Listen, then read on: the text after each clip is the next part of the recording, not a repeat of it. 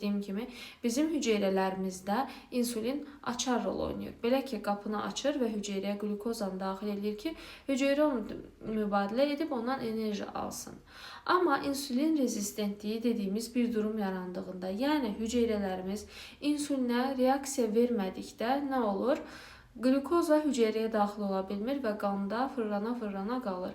Amma bu normal bir miqdar deyil, bir müddətdən sonra bu miqdar artır. Artırsa nə olur? Şəkərli diabet xəstəliyinin yaranmasına çox gözəl bir şərait yaranır. Və məhz qarın piylənməsi, qarın nahiyəsinə çoxlu miqdarda yağın yığılması uzun dönəmdə bu insulinə rezistentlik dediyimiz vəziyyətin yaranmasına gətirib çıxarır. Məhz buna görə də təbii ki, bir insana biz əsla deyə bilmərik ki, sən çoxlu şirniyyat yeyirsən deyə sən şəkər olacaqsan. Və yaxud da bir insan çoxlu şirniyyat yemir deyə o sığortalanmayıb ki, şəkər xəstəsi olmayacaq. Təbii ki, burada genetik faktorların da rolu var.